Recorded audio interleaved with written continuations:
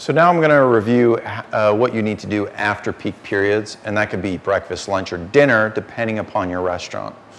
And what we're going to show is I'll remove the butter wheel, the trough, the heat shield, and the bun guide, and show you how to change the Teflon release sheet.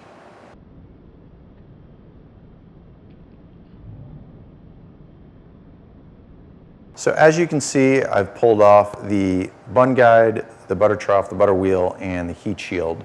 And what I want to point out is that I've left the buttered flavored vegetable oil in the trough and on the butter wheel.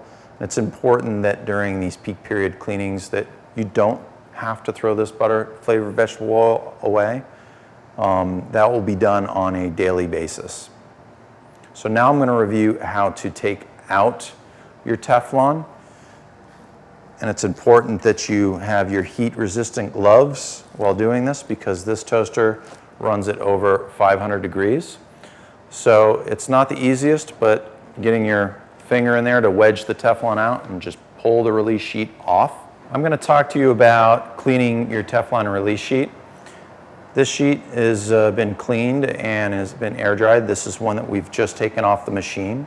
And what you want to do is make sure that you properly RISA the Teflon sheets.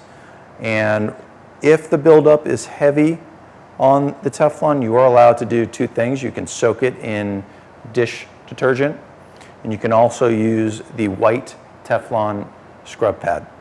I'm going to put it on the center platen, and dividing the sheet over the center platen, you just kind of have to wiggle it, making sure both pieces slide down and it hits right on to the crease.